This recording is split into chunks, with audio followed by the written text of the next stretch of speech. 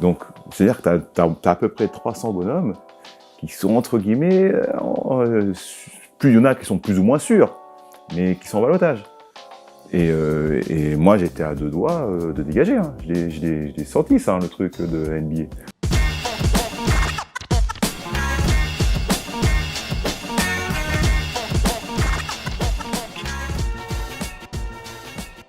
Salut Nico, tu nous accueilles chez toi dans cette petite bicoque de 30 mètres carrés, la pièce, je parle de la pièce, pas de la maison. On est ravis avec Steph de venir te voir. On t'a souvent dans la libre antenne par téléphone et là on avait envie de te voir un petit peu. En vrai Steph, première impression de cet environnement? Très sympa, quartier très sympa. Moi qui suis un fan de sneakers, on m'aperçoit que Nico est plutôt bien fourni en sneakers en Jordan. On est très cool, très content d'être allé, très content de voir Nico, de pouvoir discuter de... Alors, les Clippers, on va passer 3-4 minutes puisqu'il a déjà tout dit, on va surtout parler de basket. Alors, exactement, on a plein de choses à te dire. On va surtout commencer d'ailleurs, tu l'as dit, avec les Clippers. On était au match face à Utah, vous aviez été mené de quasiment 25 points. 25, ouais. Vous êtes revenu, c'était aussi le retour de Paul George. C'est une année compliquée pour vous parce qu'il y a eu beaucoup de blessés, mais j'ai l'impression que votre âme qu'on avait découvert l'année dernière en playoff est toujours présente. Ouais, bah ce qui se passait en playoff l'année dernière, on l'a quand même ramené. Parce que quand on finit la saison, on sait très bien qu'on allait jouer sans Kawhi. Déjà, donc ça nous a un peu permis aussi de commencer ça, le processus. L'année dernière, bon, quand Paul George a commencé à monter, à prouver en playoff déjà qui il était, je regagner le respect un peu tout le monde. Et cette année, ouais, on a eu blessures, on a eu Covid, on a eu des trades qui sont blessés derrière encore, donc c'était un peu galère. On a toujours aussi réussi à garder, voilà, ce truc, ce groupe, cette âme. Le coach aussi a fait que, et on est quasiment à 50% à quelques matchs de la fin de saison. On est sûr d'être au play, on est quasiment sûr d'être dans le top 8. Donc s'il n'y a pas de play, on aura quand même fait les playoffs quoi qu'il arrive.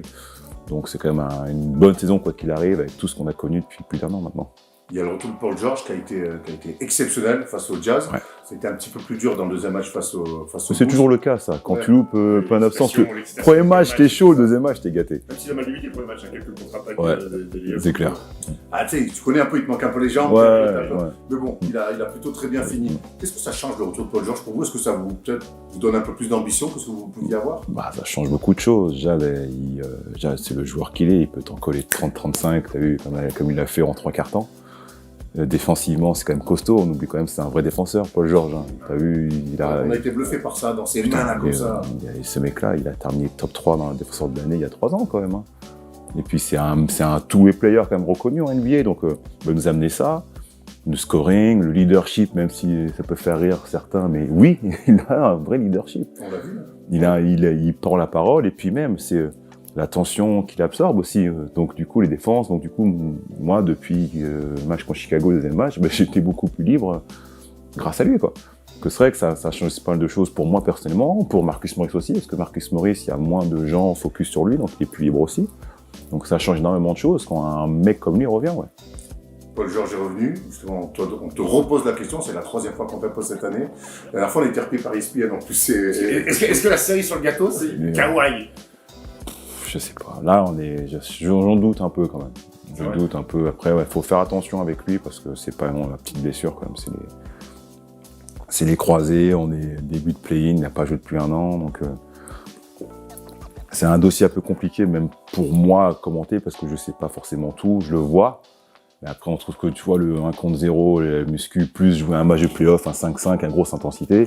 Il y a quand même un énorme espace, donc on n'en est pas encore là, je pense. Donc on est plus sur une projection pour vous cette année, la saison elle est escalée, mais on est plus sur une projection sur la saison prochaine avec Kawhi quasiment qui va revenir à 100%, Paul George vise plus la saison prochaine. En tout cas, c'est sûr qu'il joue l'année prochaine. Ouais. Ça, j'en suis sûr. Les attentes sont supérieures. Voilà, bien sûr, l'année prochaine, ça va être différent avec l'équipe qu'on aura. Ça dépend ce qu'on va faire cet été, mais oui, c'est sûr que l'ambition va redevenir à ce que ça devait être cette année ou quand c'était l'année dernière.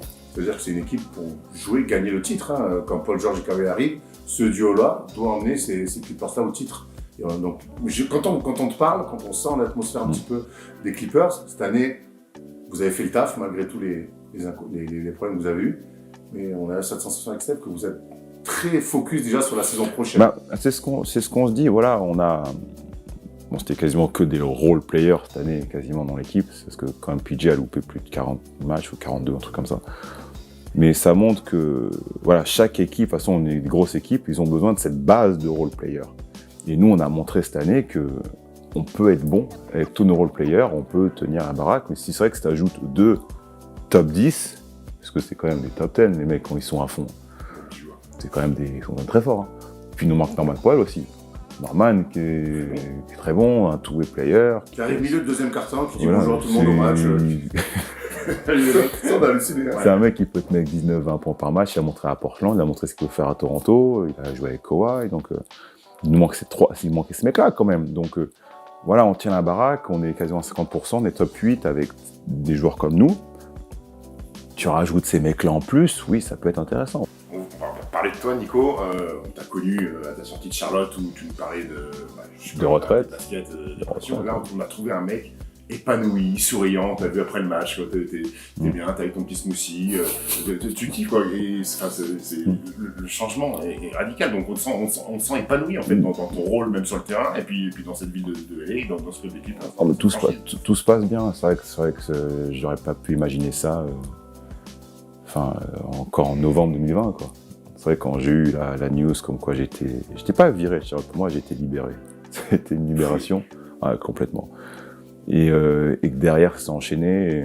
Et j'ai eu quand même une relation en direct avec Horace Frank, le président basket d'ici, quasiment GM, celui qui gère tout le côté basket. Et après, quand les différents joueurs avec qui j'ai parlé, et quand je suis arrivé ici, ça a été dès le premier jour de toute façon. La relation avec Ty Lue, j'ai découvert un mec, Ty Lue, j'ai croisé beaucoup de mecs basket qui m'ont aidé à progresser. Vincent, j'ai eu Monty Williams quand je suis arrivé à Portland, Nate McMillan.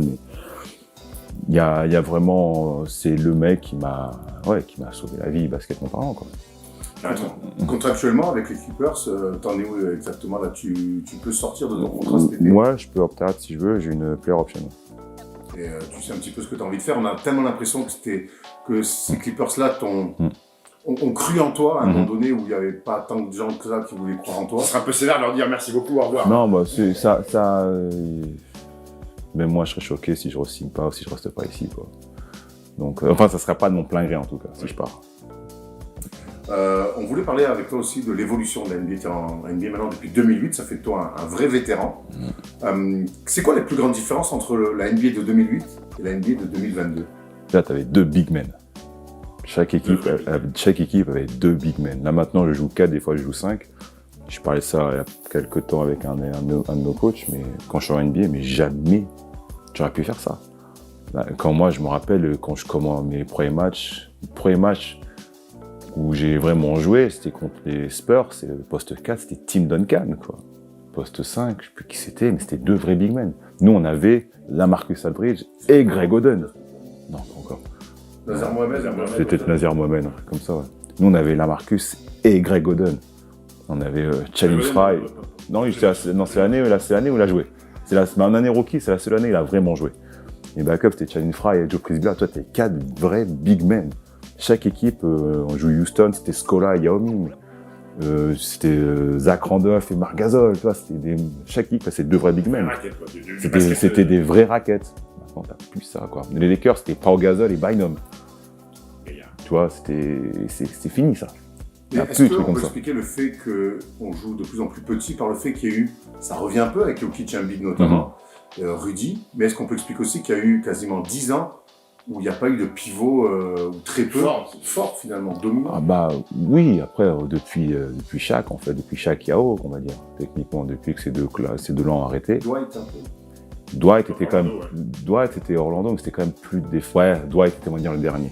Mais par contre, autour de lui, c'était pas une raquette grand. Mais c'était pas Dwight avait des moves, c'était pas le go-to guy comme était Shaq ou Yao Ming, vraiment. C'était plus du côté athlétique, lob ou Ido, où il faisait le jeu autour de lui. Mais même s'il était très fort post-up aussi.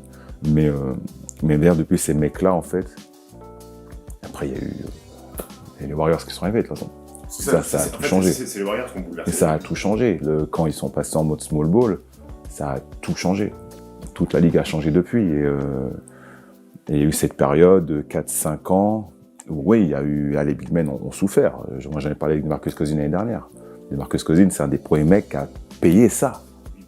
Lui, il a payé dans tous les sens de ça. Marcus, c'est un des premiers mecs qui a payé ça. Bon, il y a eu des blessures, certes, mais lui, il l'a payé. Mais là, c'est en train de revenir parce que t'as des mecs, oui, qui sont... Giannis, on peut mettre comme un big man, techniquement. Mais Joel Embiid, et Jokic, Towns, et AD, toi, il y a 5 mecs qui sont... Cette semaine, on a vu jouer les Pelicans, ils startent avec Valanciunas et Jackson Hayes. Bah, comment? Regarde Cleveland aussi. Cleveland, ils font Jarrett Allen et Mobley, donc ils sont en train de revenir. Rudy, il a un impact assez intéressant quand même dans son domaine. Donc, on va dire que le basket normal est en train de petit à petit revenir. Est-ce qu'on va revenir à 2 big men comme avant? Peut-être pas, je pense pas. Mais un vrai pivot dominant qui va rester, ça oui, ça je pense. Non, Oui, c'est pas bon, c'est j'aime clair. bien. Quand on C'est peut clair. mettre un peu la balle en bas de temps en temps, c'est ce qu'on n'arrête pas de dire, notamment au Jazz. Même nous, on a Zubac. Regarde, Zubac, c'est comme un pied maintenant pour nous. Et t'as même ton petit Isaiah Hartenstein. Ben, Zia, avec ses flotteurs. Il est là, Mais c'est vrai que Zou, en fait, je pense que Zubac, il y a 3-4 ans NBA, c'était mort pour lui. Oui. Là, il peut jouer. Il peut revenir et jouer dans la ligue maintenant. Il y a quand même les pivots qui reviennent, mais il y a quand même encore de plus en plus quand même de tirs à 3 points. C'est quand même la grande philosophie depuis ce small ball des Warriors qui ont révolutionné quelque part le jeu. Mais moi, je peux pas m'empêcher de dire aussi que ça a poussé certains, pas eux, mais d'autres équipes à tomber dans des excès à 3 points. Est-ce que il n'y a pas eu un moment on n'est pas peut-être aussi en train de tomber dans cet excès de tir à 3 points des fois avec des choix complètement fous? Mais après, ça, c'est le côté analytics. Data. Ouais, les data analytics, c'est qui est en train de prendre le dessus sur le jeu aussi, ça. Après, oui, 3 points, c'est plus que 2. Puis les mecs s'écartent plus, les mecs sont plus adroits. Le terrain est plus large, comme c'est small ball, du coup, il n'y a plus de trucs de drag, donc du coup, c'est plus facile de ressortir, enfin.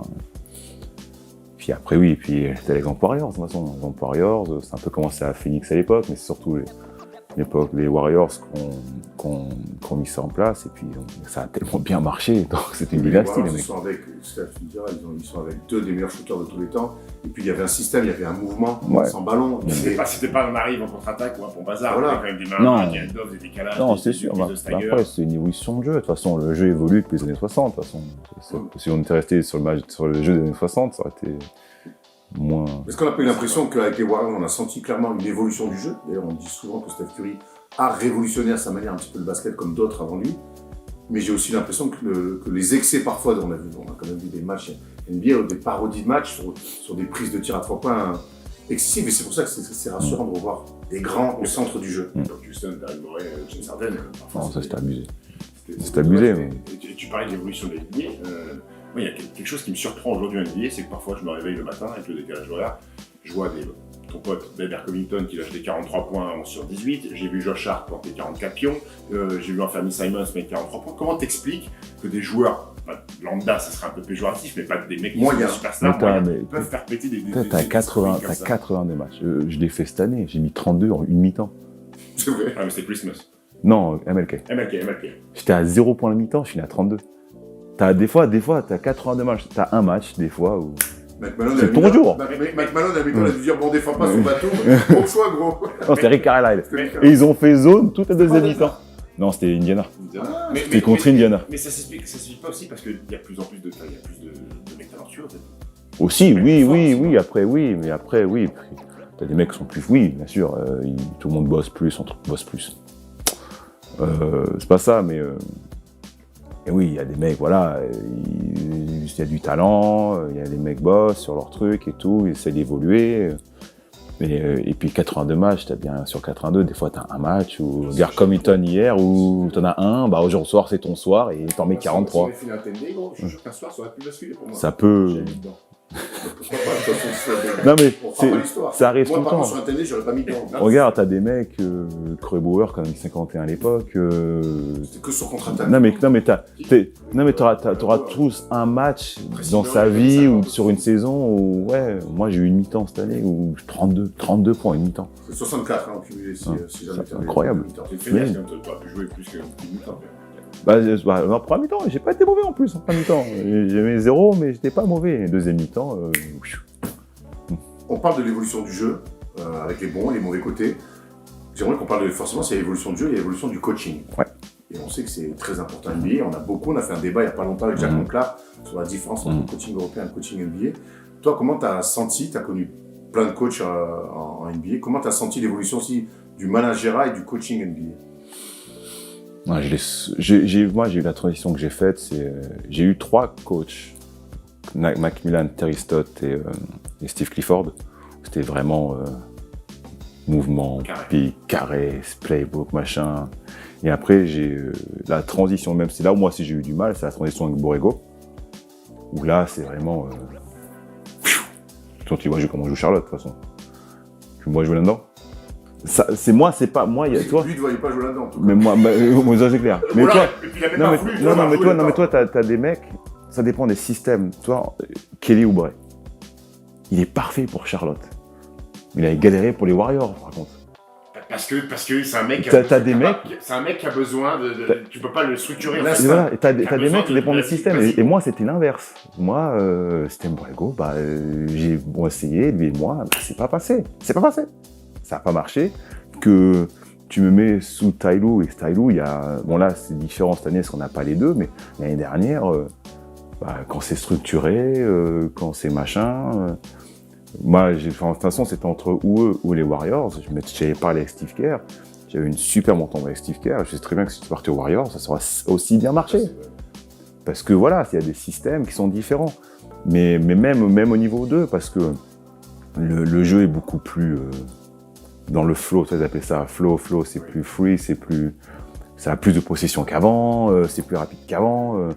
J'ai vu une stat où, quand les Suns 2007, où c'était run and gun, c'est plus faible que... si tu mettais aujourd'hui, il serait 28e. Alors qu'à l'époque, c'était un délire. C'était 7 seconds under. Comme ça, 8 under. Mais là, maintenant, il serait 28e au niveau de la pace s'il joue en NBA aujourd'hui. Donc le jeu a changé par rapport à ça, les jeux qui vont plus vite, il y a plus de tirs, il y a plus de tirs à 3 points, il y a plus de... ça a beaucoup plus. Tu parles du tir à 3 points, on parlait de Pop qui a battu le nombre de victoires en NBA, même Pop qui était un mec plutôt fermé, rappelle-toi de ses déclins en disant moi le tir à 3 points je supporte pas le canardage et tout ça, il s'est quand même ouvert un petit peu à ça. C'est adapté au small ball. Non, les Spurs sont quand même une des équipes qui en prennent le moins de l'NBA, mais il accepte parfois de... Mais il s'adapte au small ball. Maintenant, on joue avec Johnson en poste 5 des fois. Il s'est adapté à la NBA. Le jeu est comme ça maintenant. Ça a changé. Alors, il y a moins de post-up, parce qu'avant, il fallait faire le système pour mettre le ballon en bas sur le gros, qui pesait des trucs, machin. Il y a de moins en moins de ça. Même Denver... pourtant, ils ont du post-up, tu regardes Denver au Joe. Aujourd'hui, post-up, il est en jeu direct. Mais en jeu, même maintenant, ils prennent le rebond, ils montent la balle et puis ils vont post-up eux-mêmes sans qu'on passe la balle inside. Donc, t'as ces changements-là aussi, mais c'est l'évolution du jeu, quoi. Pour revenir, je voulais qu'il nous parle de Tyronn Lue, parce que en France, tu as cette perception de le mec est coach parce que c'était le buddy de LeBron à Cleveland. Il a cette image de joueur quand Allen Iverson lui passe par-dessus. T'as pas l'impression que ce soit un grand coach. Mais quand on t'entend, ou quand on entend parler même les joueurs qui ont joué pour Tyronn Lue, ils disent attends, lui c'est un bon technicien. En quoi c'est un très bon technicien? Déjà, il a joué. Ouais. Il connaît. Ça change beaucoup. Hein. Ça change beaucoup parce que moi j'ai eu les deux. Lui et Nate McMillan, il y a une différence avec Steve Clifford ou Borrego. Tu vois? Il y a une différence entre ces sensation que de joueurs. Voilà, Nate et lui, c'est des joueurs qui ont joué des finales NBA, qui ont gagné des titres, qui ont joué des gros matchs, qui ont joué avec des gros joueurs. Et puis, c'est la façon de manager. Ty Lue, tu vois, quand t'es à moins 30, moins 20 à la mi-temps, tu joues mal. Le discours que j'ai eu avant, tu te faisais défoncer. Et t'as Ty Lue qui va arriver, qui va dire juste 2 phrases, très calme. Des fois, il va rien dire du tout. Il va arriver, il va juste faire machin, il va partir. En fait, mais il sait les ressorts, il connaît les ressorts. Il sait exactement quoi faire, quand faire, en fait. Et c'est là où il est très fort. Et il sait que des fois, il va rentrer dans la gueule à Kawhi. Des fois, j'ai dit, mais tu veux te faire virer, toi, en fait.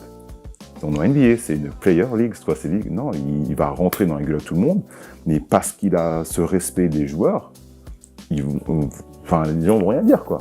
Ils vont jouer pour lui. Et puis il a cette faculté à s'adapter aussi dans le jeu. Et en fait, des fois, on comprend pas sa vision, mais on va faire putain, ok, j'ai compris pourquoi. Et comme en playoff l'année dernière, il met 2 matchs et demi à s'adapter sur le pick and roll Doncic où ça switch avec Zubac à chaque fois. Et que nous on comprend pas, et comment vous entre joueurs, vous dites, vous le prenez, après il s'adapte, et très bien, et sur les Après, ça marche pas à chaque fois. Hein. Après, les mecs sont forts aussi. Mais de faire des choses, il l'a refait cette année. Hein. Oui, il l'a refait cette année, ouais. On joue Dallas, donc limite en mode playoff. Le premier match, il fait exactement pareil. Il met 51, Luka. Il met 28 points en premier quart-temps, là. Il met 51, mais on perd que de 4 points. On peut leur jouer le lendemain, 2 jours. On joue 2 jours après. On se dit, bon, le matin, on va changer de système, on va faire des trappes et tout. Il dit, on change rien, je vous dis ce qu'on fait ce soir. Le matin, on fait même pas, on couvre pas Luka, rien du tout. Donc vous acceptez qu'il en mette 48, mais... On commence le match, il fait match-up, tu sais ce qu'il dit? Zou, tu commences sur Luka Doncic. Qui va au bout de ses idées. Ah, non, c'est même pas en switch, c'est même pas genre moi ou Terrence Mann. C'est Non, tu commences directement dessus.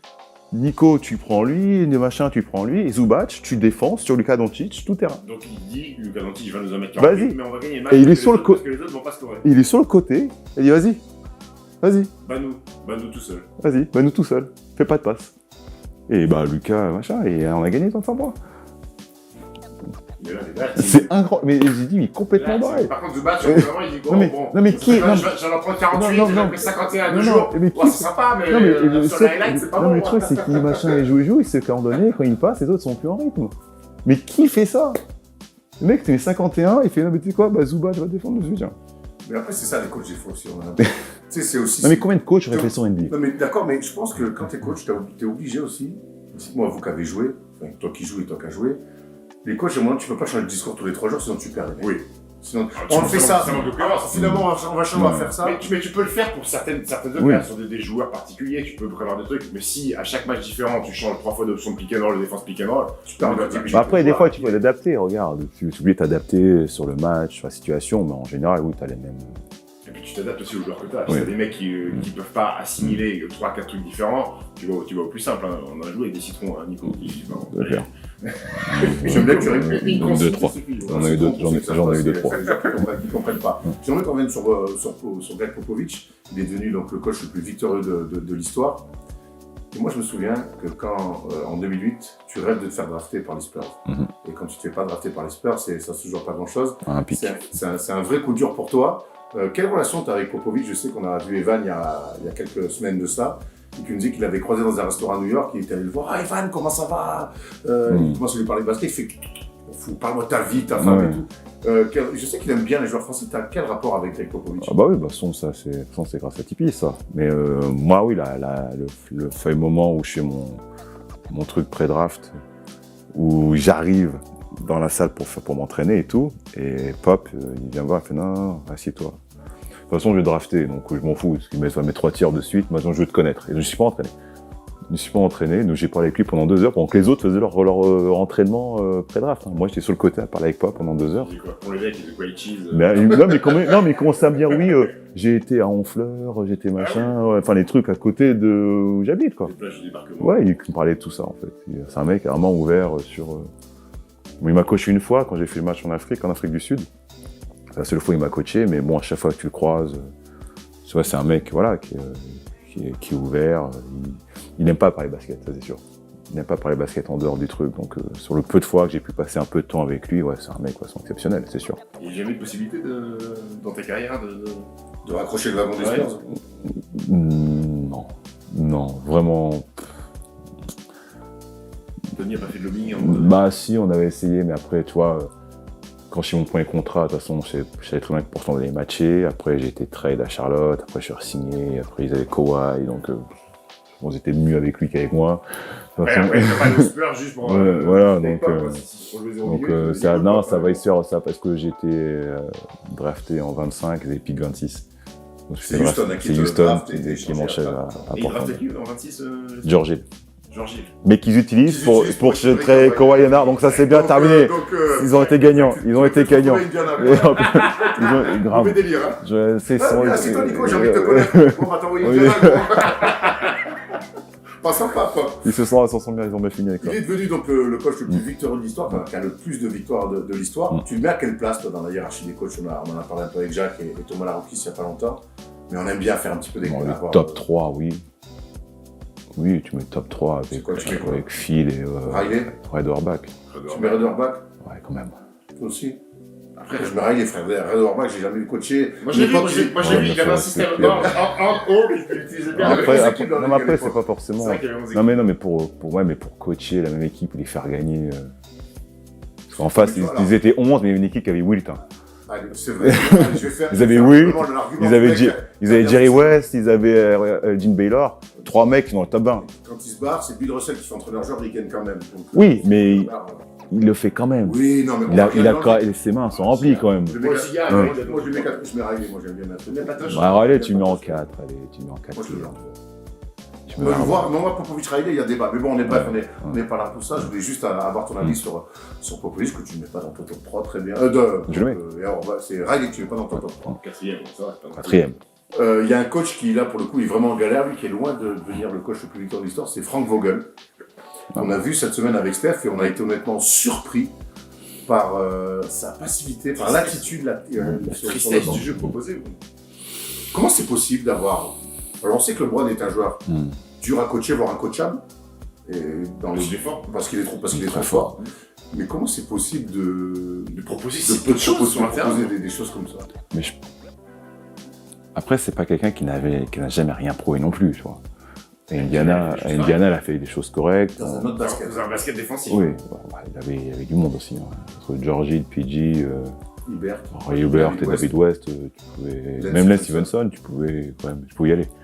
Mais après, ce qu'il a fait ces 2 premières années aux Lakers, voilà, il est champion en première année. Il met un run dans la bulle. Voilà, moi, mais il est champion en première année, l'année dernière, sont la meilleure défense. La Ligue. Ils sont la meilleure défense l'année dernière. Sauf qu'ils perdent Caruso, ils perdent Kuzma, ils perdent Magui, ils perdent du monde, quoi. Ils perdent du monde. Ces mecs-là tu peux envoyer aussi au Mastic. KCP, ils perdent du monde quand même. Hein. Comment t'expliques cette saison des Lakers qui sont censés avoir une équipe pour jouer le titre et qui, à le moment où on te parle, ne sont pas en pays? C'est... je sais pas, je suis pas dedans, je sais pas ce qui se passe en interne. Voilà. Moi, pas loin, par contre. Oui, je suis pas loin. Je suis pas loin, mais après, tu sais pas ce qui se passe. Moi, je suis comme tout le monde, je vois ce qui se passe sur le terrain seulement. Je sais pas ce qui se passe en entraînement, je sais pas ce qui se passe physiquement, je connais pas leurs relations, donc c'est un peu difficile de juger. Tu peux voir que oui, l'intégration de Westbrook est difficile. De toute façon, il joue bien quand il est qu'avec un des deux ou tout seul, qu'il avait fait des vrais stats. Il était bon depuis 7-8 matchs, hein, Westbrook. Et là, hier, il fait un bon écartant. Il a un passage. Quand LeBron revient, il a 34 très tôt dans le match, il finit à 38. Il finit à 38, il n'est plus un papier. C'est l'un ou l'autre, c'est vrai. Mais c'est vrai que moi, ce que j'avais vu, surtout, c'était dans l'arrivée des Lakers, c'est pour ça qu'ils avaient drafté Lonzo aussi, c'est ce que Magic avait dit, qu'ils voulaient un autre ballender pour laisser LeBron, parce que c'est ce qu'il avait fait à Cleveland, et il s'était fatigué à Cleveland, on a reproché ça, il n'y a personne pour faire le jeu, du coup...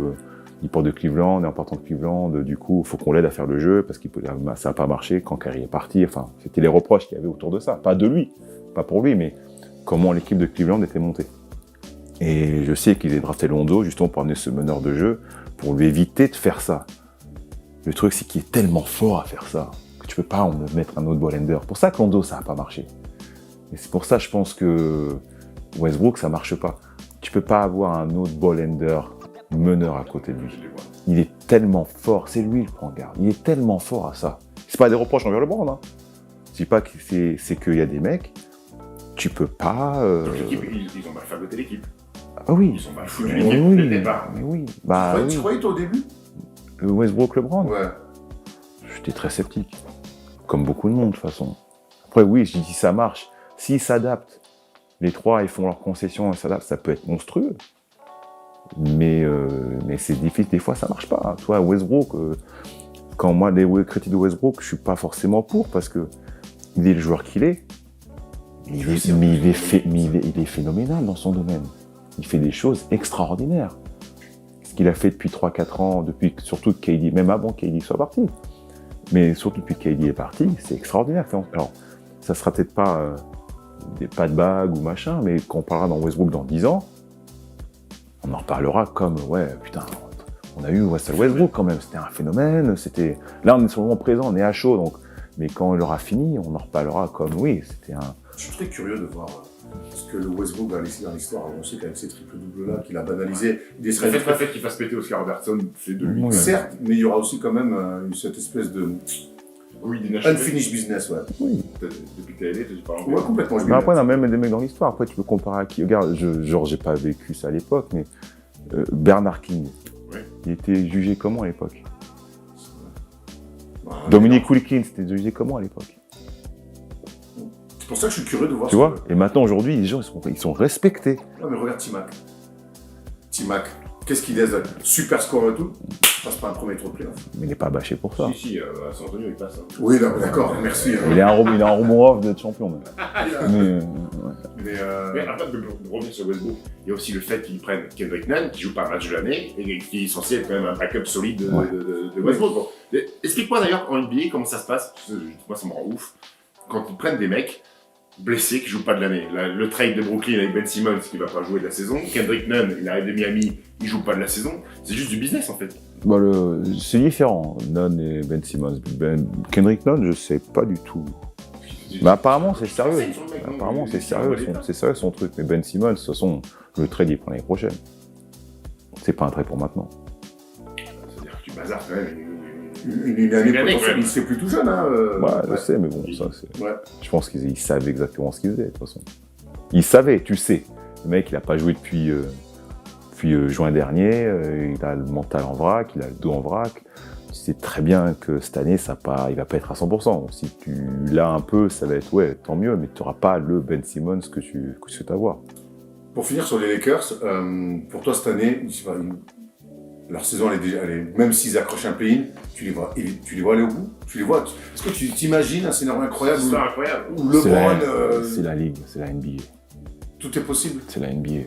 Il se passe tellement de trucs de fou. Bon, bien sûr que la probabilité que ça se passe est faible, mais tu dis, allez, en faisant 12 avril, c'est 0-0. Hein. Tout le monde repart à 0 de toute façon. Donc tout ce qui s'est passé depuis 6 mois, on s'en fout. Et tu commences une série avec LeBron James, Anthony Davis ensemble sur un terrain où, ok, là maintenant c'est une deuxième chance limite. Hein. Qu'est-ce qui va se passer pour eux? C'est une deuxième chance parce que on est qualifié. Ok, on a évité la merde. Donc maintenant on est quand même une chance d'être dans la grande danse. LeBron et dit ensemble. On sait jamais. On sait jamais. Après, il faut faire le play-in pour aller en play-off. Oui, faut gagner 2 matchs. Tu sais que cette année, la NBA fête les 75 ans, et dans ces 75 ans, elle célèbre aussi les Européens et les meilleurs moments des Européens. J'aimerais, avec toi, avec Steph, que tu nous dises un petit peu tu nous fasses ton 5 majeur européen dans l'histoire de la NBA. Faut que les postes soient respectés ou pas? À peu près. À pas se respecter. T'as le droit de jouer grand. T'as le droit de jouer grand, on va dire. Si tu veux mettre Yanis en 3 ou en 4, tu fais ce que tu veux. Je le mets en 2 alors. Il a commencé meneur. Là, t'abuses un peu, par contre. Il a commencé meneur. Tu peux mettre Dirk en 3. Tu peux commencer pour mettre Babac en 1 aussi, il est un peu. Moi, je mets Tipeee. Aussi. Je mets Tipeee en 1. Ouais. Ouais, mais je mets 4 grands après. Est-ce que tu veux que je te donne le 5 de Nowitzki qu'il avait la semaine dernière? Vas-y. Tony Parker en 1. Ouais. Drazen Petrovic en 2. Ouais. Yanis Antetokounmpo en 3. Ouais. Pau Gasol en 4. Ouais. Il met Luka Doncic aussi sur un peu. Non, il fait Antetokounmpo intérieur, il met Luka Doncic. T'as le droit à un 6ème homme, si tu veux. Le truc, ouais, je mets Tipeee en 1. Là, il faut qu'il joue grand, mais Yanis, Dirk, Pau. Je mets Jokic. Belle équipe. Parquet doit prendre. Non, je mets Jokic quand même. Tu mets Jokic. Jokic parce qu'il est MVP, il a fait 2-3 trucs en plus que Luka pour l'instant quand même. Il est MVP, il est en finale de conférence. Parce que ta théorie, Erwan il a une théorie en disant Luka Doncic, ok, fantastique joueur, ça fait 3 ans ou 4 ans à peine qu'il est dans la ligue et il a encore rien fait. Mais c'est un peu le cas pour Drazen Petrovic aussi. Qui a pas joué. Est-ce que Drazen Petrovic, sur le peu de saisons qu'il a joué NBA, il a certes été Mais après, est-ce que c'est les meilleurs arrières européens qu'il y a eu? Parce que Luka, c'est un meneur. Ouais. Après, Petrovic, c'est une époque où, pour venir à NBA, il faut que tu détruises l'Europe, comme ça fait Doncic aussi. Mais c'est une époque où c'est quand même fermé, et il arrive et alors à Portland, c'est Il galère à compliqué. Portland, mais après. Il galère beaucoup, mais il arrive à New Jersey et c'est un très fort scoreur. pour moi, les époques, c'est un petit peu différent. Il n'empêche que moi, Doncic, je l'ai pas mis quand la NBA m'a demandé, je l'ai pas mis dans mes 2-5 même, mais parce que ça fait que 4 ans qu'il est là. C'est bien quand même. Mais ça fait 4 ans qu'il est là. Voilà. Si tu fais un deuxième 5, je mets dedans. Moi, j'ai pas envie qu'on oublie les Boris Dio. J'ai mis des achats. Non, j'ai mis Boris Dio, par exemple, qui honnêtement, et Lucas Doncic va faire une meilleure carrière, a déjà peut-être même déjà réalisé plus. Mais Boris, il est champion NBA, il est MIP. J'ai pas envie qu'on oublie ces mecs-là. Quand Lucas Doncic, tu leur as 8 ans, 10 ans de NBA qui sera champion MVP, là, je les mettrais. Pourquoi on est pressé de tout de suite mettre ces mecs dans... Et pour oublier ça. Donc toi, il est obligé d'être champion. Il est obligé d'être champion ou MVP pour vous. S'il fait 8 ans, qu'il est 8 fois All-Star et qu'il est... Non, si tu prends pas le bon angle de ce que je dis juste que des mecs comme Boris, qui ont été champions NBA, qui ont été MIP, j'ai pas envie qu'on oublie tous ces Européens qui ont fait des choses là trop vite. Ouais. Voilà, c'est tout. Très bien. Et évidemment que Doncic, il va y être. Non, moi, je le mets dans mon deuxième 5. Oui, tu peux. Déjà, je le mets dans le deuxième 5. Pas dans le premier, pas encore. Mais tu mets Rudy dans ton deuxième 5? Moi, je l'ai mis. Deuxième 5, réfléchis. Luka, oui. Drazen, oui. Kukoc, oui. Sabonis, Vlade Divac, c'est des propositions, c'est pas des... Turkoglu. Il a dit Turkoglu, Peja Stojakovic. Stojakovic, oui. Il manque un spot, là, il m'en faut un. Je mettrais Divac, Tu mets Vlad? Devant Rudy. pour l'instant. Pourquoi pas? Mais moi, ça me va. Pour l'instant. C'est pas définitif, parce que Rudy a clairement les... Après Rudy, quand il monte au Tomar, il se fait Non, comprendre parce par que- les Batum. Parce que ce qu'il a fait aux Lakers à Sacramento, c'est quand même du boulot, ce qu'il a fait Divac. En tant que joueur, hein, pas en tant que GM. En tant que joueur, oui. Bon, après l'époque, j'ai eu, oui, bon, il a fait le trade Kobe, c'est grâce à lui. Techniquement, Divac, quand Kobe est changé contre Ouais, lui. il a envoyé au charbon. On voit Charlotte, ouais. Il rebondit bien derrière, en Californie. Ça arrive souvent, ça, j'ai l'impression. C'est un bon endroit pour rebondir. Un Européen qui sort de Charlotte pour rebondir en Californie, c'est... ouais. Non, mais il rebondit derrière à Sacramento, et puis encore All-Star derrière à Sacramento. C'était un pilier de l'équipe, donc... ouais, Divac pour l'instant. Même si Rudy a plus de... Mais tu vois, c'est un peu la même théorie. Ouais, mais moi, je c'est la mets- même avec Doncic, mais alors c'est vrai qu'il est tellement fort que les gens te disent tout de suite, tu sais, les fans hardcore, comme il y en a beaucoup. Et moi, Doncic, je suis pas... Divac devant Sabonis, parce que Sabonis est arrivé trop tard. Sabonis, Il est arrivé trop tard. Ouais, je suis assez d'accord. Je parle de la carte NBA, Ouais, ouais. pas global, même global, ouais. Mais sur la carte NBA, ouais, deuxième 5, Luka, Drazen, Kukoc, Stojakovic, Divac. Il y a beaucoup d'Européens, on l'a dit maintenant, qui sont Frances Pierre, Jokic, Doncic. Il n'y a pas de coach encore européen qui ont été head coach, à part Kokoskov. Igor. Qu'ils ont vite mis sur le teco quand même pour mettre Monty Williams à la place. Bon, On va pas leur reprocher. même si ça, ils ont été un peu C'est sévères ça, rapidement bon. avec le Costa. Mais ils ont c'est- l'opportunité de c'est Monty juste- Williams. Mais Sina, qui a été longtemps assistant de Pop, on a compris que Pop allait Scar- pas lâcher. Scar- Scario qui a eu une déclaration la semaine dernière en disant moi j'ai fait des entretiens pour avoir des jobs, mais j'ai tout de suite compris que les États-Unis et la NBA n'étaient pas encore prêts à passer ce step-là. Tu sais que Messina a failli faire Charlotte. Ah ouais, mais il a pas fait. Moi, ouais, il a... À Quand... cause de Borrego, Ouais. ta vie aurait peut-être changé. Ah, bah ça. Mais t'imagines quand Non, mais même ça, que- c'est parce que moi, quand c'était GM, l'assistant GM, qui me dit, ouais, je sais pas si j'ai le droit de parler de ça, mais enfin, grave, c'est pas grave. Et il me disait, ils étaient en 3 finalistes, c'était Borrego, Jelaranaga, qui est maintenant Oui. ici, et Messina. C'était les 3 finalistes du poste à Charlotte. Laranaga, je m'en serais bien sorti parce que Oui. ancien Lasvel, on parle de Lasvel tout le temps, il parle du championnat de France tout le temps. C'est quelqu'un que j'apprécie beaucoup. Et Messina, je m'en serais bien sorti aussi. Est-ce que c'est pas fou? Et honnêtement, je ne veux pas tomber gratuitement sur Borrego, là. J'ai déjà fait assez de blagues là-dessus. Je crois que j'ai visé tout mon spot. Après, gros, il fait une saison correcte. Non, mais Non, mais là, ce qu'il fait, Non, c'est... c'est un bon coach. Non, mais ce qu'il fait, J'ai jamais dit que c'était un mauvais coach, Allez, Borrego. vous matchez pas. C'est toi, juste que hein. moi, ça a pas matché. Au moment donc, où il sort d'Orlando, lui, hein, Et à Orlando pour revenir au San Antonio. au San Antonio, donc voilà, c'est ça, il fait Orlando, San Antonio, donc au moment où il déboule. Mais Sina, tu aurais mis Sina quand même. Et donc, tu vois, que ça veut dire que les Américains, Ils ils avaient... dévalorisent un peu le. Peut-être. Moi, je suis Non, très mais surpris après, je peux comprendre pourquoi Charlotte a fait ça, parce qu'il a une vision. En fait, quand on est arrivé à Charlotte, il n'a pas fait l'équipe. C'est des contrats qui étaient déjà là, Kemba, moi, Marvin, MKG, Cody, c'est pas son équipe. Là, depuis un peu plus l'année dernière, il a son équipe. Il a des joueurs qu'il veut. C'est ça qui est important aussi quand tu es un coach. Quand tu arrives dans une équipe et que tu as des contrats en cours, c'est compliqué d'imposer ta philosophie parce que ça ne marche pas. Parce que nous, on était montés par Steve Clifford. L'équipe était montée par Steve Clifford. Et Steve Clifford et Borrego, c'est pas les mêmes coachs. Ils sont totalement différents, les deux. Que là, maintenant, il a Lamelo, il a Kelly Oubre, il a Miles, il a PJ, ils ont pris Montrez. Il a Plumlee, ils ont montré ça. Lui, c'est ça. C'est ces types de joueurs-là. Il n'y a aucun Européen. Est-ce qu'aujourd'hui, tu Il n'y a pas d'Européen, Charles. Est-ce qu'aujourd'hui, tu vois un coach européen Quel coach européen, pour toi, pourrait faire traverser la Manche comme ça, en étant coach numéro 1? Messina, je pense que... Messina aurait pu... Il aurait dû... Il s'imprègne aussi de la culture NBA. Mais j'ai l'impression que sa chance, elle est passée. Il a quand même fait les Lakers, les Spurs. Moi, je pensais que c'était lui, l'après-pop, ça n'a pas été le cas. Après, Zeljko Obradović a clairement dit que lui, il ne peut pas coacher NBA parce que c'est une ligue de joueurs, en fait, et que le coach perd énormément de pouvoir. Il ne peut pas mettre les branlés qu'il met aux joueurs. Et c'est pour ça aussi que certains coachs européens n'acceptent pas. T'imagines dire « Chez Manu, fuck you !» Une petite taloche.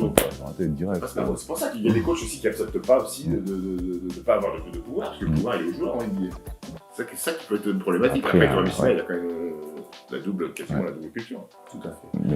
Mais est-ce que les joueurs américains seraient prêts à accepter ça aussi, ça. Est-ce que tu fais coacher les Browns par un mec qui a coaché 5 ans en Euroleague? Que même déjà David Blatt, c'est du mal à passer. Et pourtant, Blatt est américain. Mais c'est un label Euroleague. C'était label Euroleague.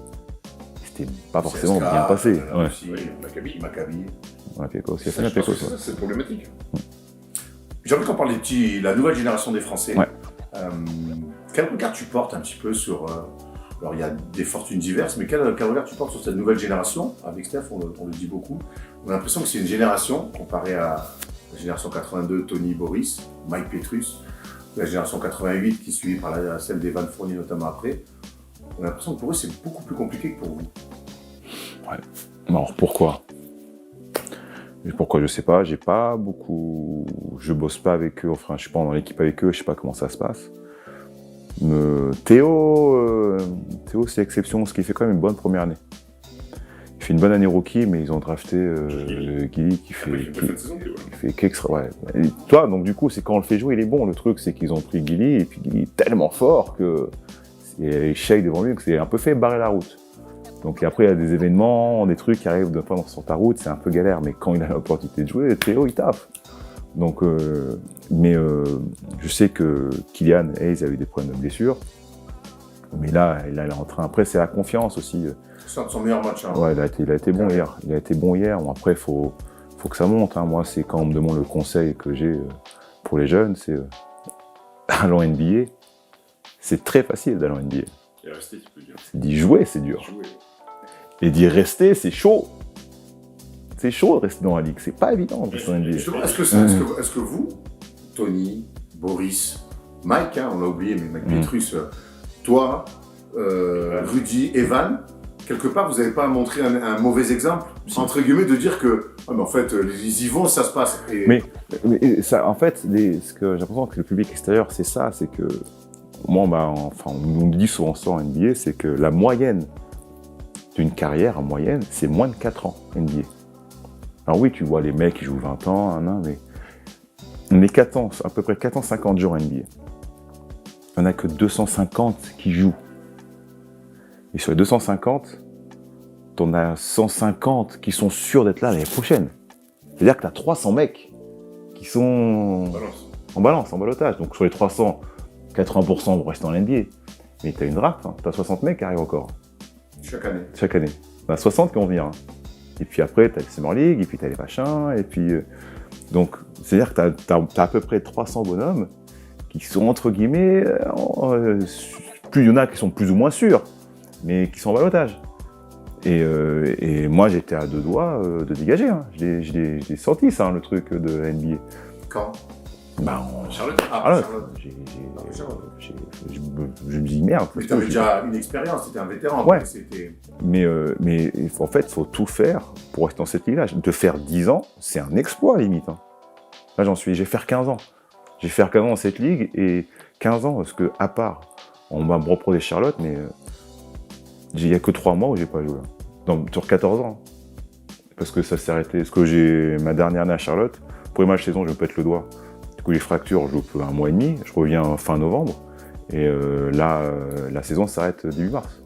Donc il n'y a que 3 mois et demi, techniquement, où j'ai été mis sur le banc, sur 14 ans. Et donc je sais que par rapport à ça, je suis assez fier de ça, parce que c'est chaud de rester dans la ligue et de jouer.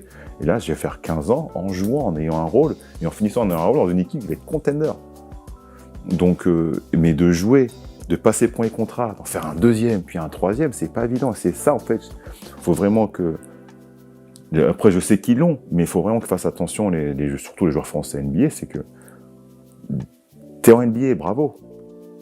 Mais maintenant, c'est là que le vrai taf commence. Il faut aller sur le terrain. Et justement, ces garçons-là, je pense à Jalen Howard, qui a été bon contre Détroit la nuit dernière. Je pense à même Franck qui a du mal à trouver un spot. Yves Ponce, des garçons comme ça. Sekou Doumbouya, qui sont, tu vois, qu'est-ce qu'on fait? On continue à essayer de vivre ce rêve-là pour mettre un pied et avoir un vrai rôle, ou à un moment donné, on se dit, écoute, j'ai essayé, moi j'ai envie de jouer au basket, je rentre en Europe. Après, oui, après, faut savoir où tu en es. Que les mecs essayent, restent et tendent jusqu'au bout, je n'en veux pas. Quand je vois, oui, il faut qu'il rentre en Europe, il faut qu'il fasse... Non, tu t'es pas dans la vie du mec. Il a réussi. Il a réussi, voilà, il a forcé, il y a des chiens. Regarde, Peter, il essaye, ça se trouve, ça va bien se finir pour lui à la fin. TLC, il tente, il va... Tu sais, il y a des mecs, après, ils sont un rêve NBA. Et à un moment donné, si ça marche pas, tu galères, bah, tu fais comme Alexis, genre ça. Alexis est rentré. Il est revenu après derrière, parce qu'il est rentré en France, il a bousillé tout le monde. Il est rentré avec un projet autour de la cible, où Vincent Collet... Vincent a fait le boulot. Il va t'aider à t'aider, et il est revenu. C'est pas évident, c'est fort ce qu'il a fait, Alexis. Oui. Il n'y a pas beaucoup de mecs qui sont draftés au premier tour, font une carrière où ça se passe pas forcément bien, rentrent dans leur pays et reviennent et signent un contrat 20 millions derrière. Il n'y en a pas beaucoup qui ont fait ça. Et Alexis, c'est fort ce qu'il a fait.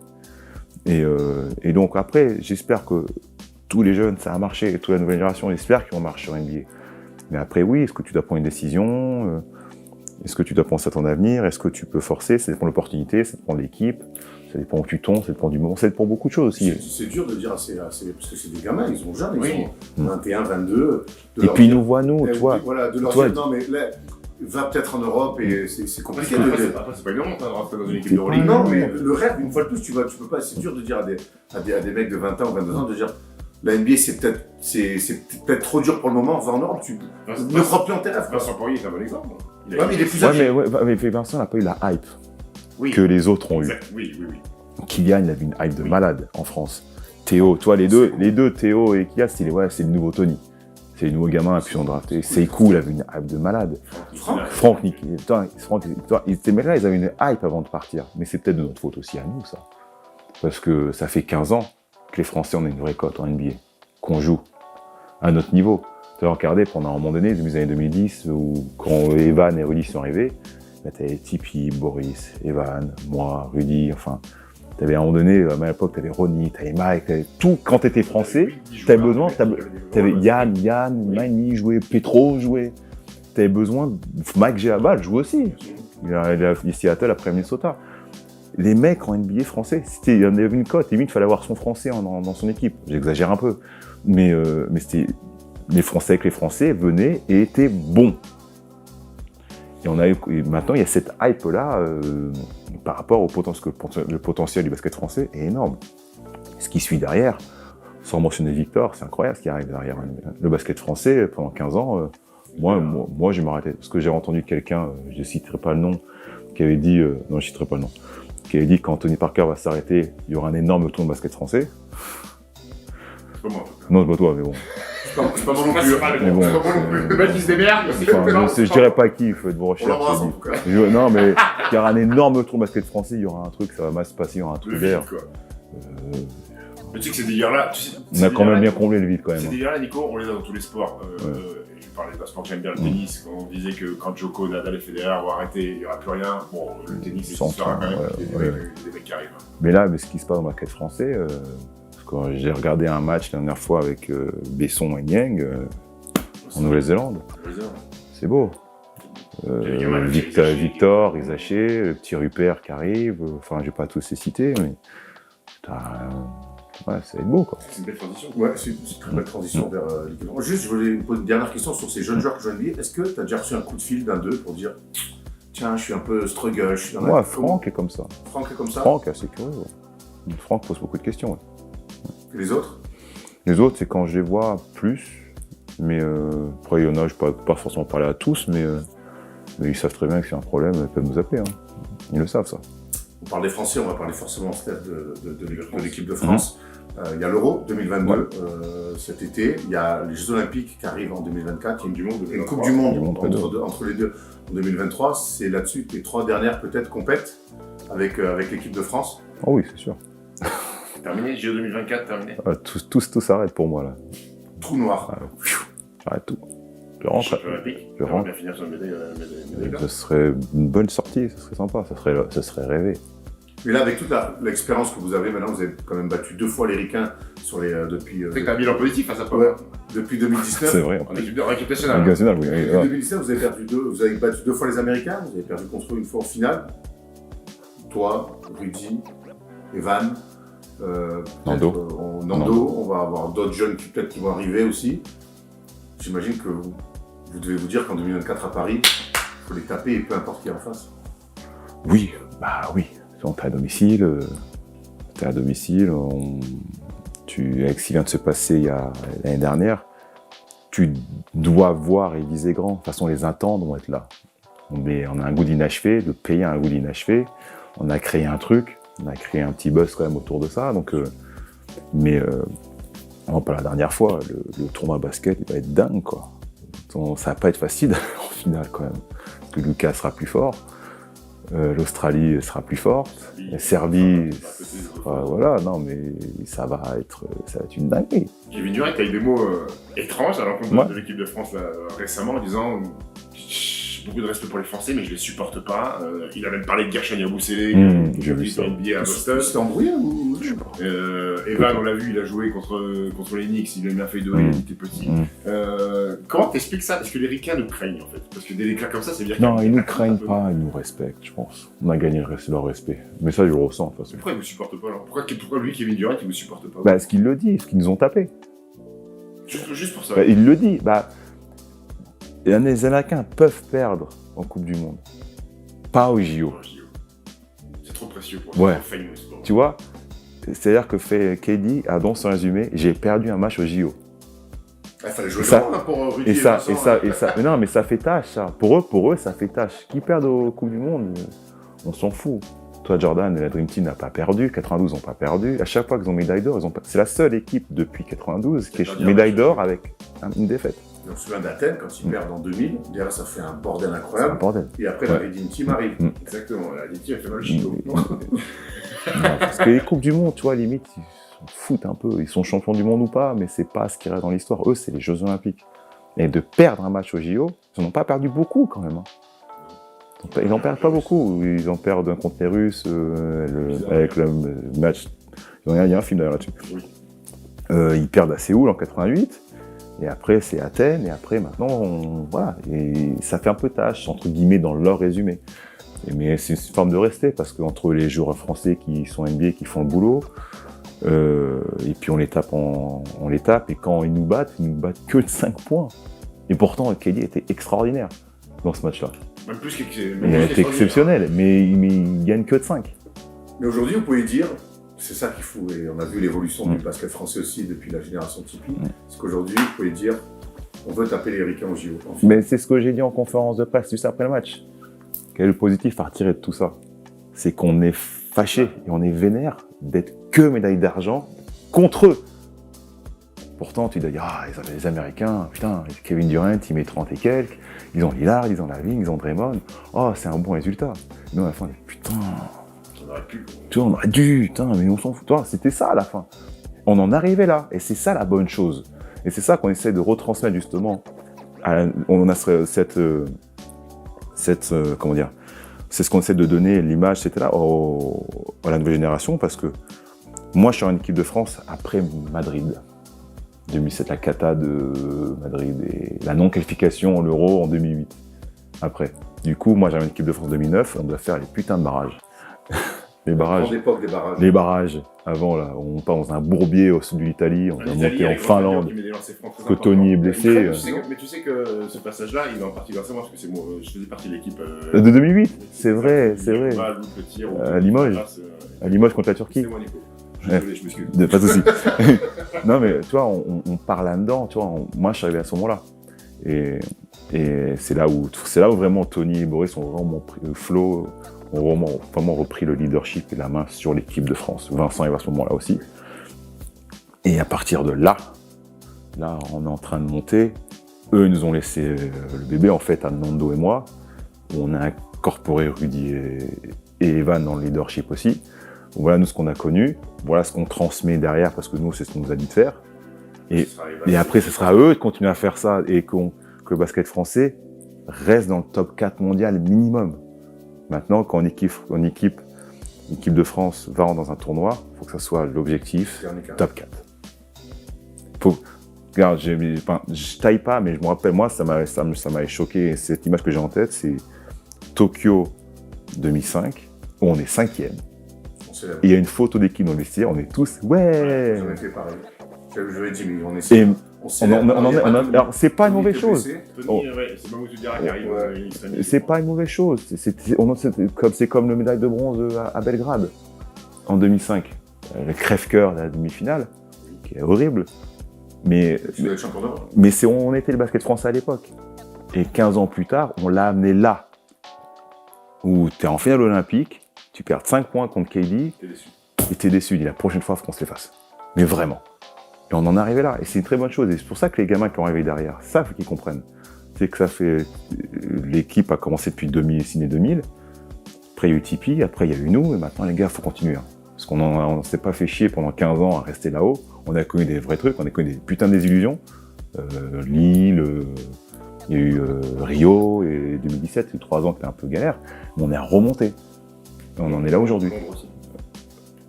Londres, c'est pas pareil. Londres, on a tombé sur plus fort. Oui. On a joué. Mais c'est pas une exception parce que c'est pas pareil. Lille, on a gagné. Faute sur la fin. Aussi. Mais 2016, c'était la cata. Oui. Pourtant, l'état, c'était cata. 2017, c'est la transition. C'était différent. 2012, on a joué, on a fait un vrai match. Ça s'est joué jusqu'au bout. Ils ont été forts. Ils étaient forts, l'Espagne. C'était au summum. C'était un beau match quand même. On est tombé sur plus fort de toute façon. Donc c'était pas pareil là, c'était dur de perdre. C'est ce qui nous fait gagner l'année d'après. On est champion d'Europe derrière. Mais le basket français est là aujourd'hui. On est la 2e équipe du monde. On l'est. Je m'en fous du ranking FIBA. On est la 2e équipe mondiale aujourd'hui. Les Belges, le classement FIFA, c'est important. Là, on est 4e, je crois, ou 5e au ranking FIBA, mais on est la 2e équipe du monde. Et il faut qu'on reste dans le top 3, top 4. Justement, il y a un Euro cet été. 2022, il y a Nando qui a déjà dit qu'il n'allait pas y participer. Toi, comment tu le vois ce tour? Pareil, ça va être pareil pour moi, de toute façon. Ça va être pareil pour moi. Je pense que Nando et moi, il faut qu'on ait des vieux papiers là. Ça va souffler 2022 pour faire parce que là, entre les enchaînements de saison, le mondial, les JO l'année dernière, les saisons, physiquement. Cette année, j'ai galéré physiquement. J'ai galéré physiquement et je sais qu'il y a une énorme saison qui m'attend avec les Clippers l'année prochaine. Il y a un gros truc qui m'attend l'année prochaine. Parce que l'année prochaine, on va jouer pour aller au bout, quoi. C'est peut-être ma seule chance où j'ai l'opportunité de pouvoir faire ça. Donc ouais, ça a été une réflexion, ça a été des discussions et puis c'est des joueurs à incorporer. Parce que l'équipe va changer maintenant. Nando et moi, on n'aura peut-être plus le même rôle, donc il y aura des changements de rôle, des changements de position. Donc il va falloir pas commencer à intégrer certains nouveaux mecs. Et alors que ça va pas plaire, je le sais. De toute façon, quand tu refais une sélection... Même encore maintenant, après tout ce que tu as donné, après tout ce que Nando a donné, tu penses vraiment que les gens vont être capables de vous juger en disant ça y est, il vient pas? Bien sûr que oui. Sachant qu'il y a 2022, 2023 et 2024? Bien sûr que oui. C'est pour ça que l'année dernière, j'ai profité à fond. J'ai profité à fond, parce que je sais très bien que quand ça va retomber, les gens vont... ça va se retourner. Ça, je le savais, ça. Donc, mais voilà, je fais ça parce que aussi, la petite fille est née en janvier dernier, et puis depuis janvier dernier, 15 mois, j'ai pas passé beaucoup de temps avec non plus. Donc j'ai envie de profiter de ça aussi. Ils vont me dire oui, mais t'as bientôt, oui. Enfin, tu connais ma vie personnelle, je sais que la vie peut s'arrêter comme ça. Donc, j'ai profité des fois, profiter aussi à fond. Donc non, c'est une décision, voilà, que je les suivrai. On m'a dit que c'était capitaine, mais si je perds, c'est ça qui est mon capitanat, c'est pas grave, je donnerai à quelqu'un d'autre, hein, c'est pas grave. Hein. C'est pas grave, donc du moment que l'équipe de France continue à marcher, voilà quoi. Mais je m'inquiète pas pour eux, on a tellement un vivier en équipe de France que ça va être quand même une belle compétition, un bel Euro. Ivan sera là, les jeunes vont être là, Vincent sera toujours là, et puis ouais. Je suppose que tu seras le premier supporter de Ah bah bien sûr, toujours. Parfait. Nico, merci beaucoup. On ne te verra pas à l'Euro, mais en tout cas, nous, on a été ravis de te voir ici chez toi je vais dire Beverly Hills. Non, rien. À Los Angeles. Oui. À Los Angeles. Non, pas à ce point-là quand même. Pas à ce point. Steph, merci, tu m'as régalé. On embrasse aussi, j'ai pas l'angle de cam bien, on embrasse Louis et Chris qui étaient derrière la caméra, vous nous avez régalé. Merci pour l'accueil. Avec grand plaisir. De toi et Aurélie. Et on se retrouve bientôt. Tu nous appelles de toute façon pour les Toujours. tu connais le numéro. Merci Nico. Merci à vous. On se guérit. Ciao, ciao.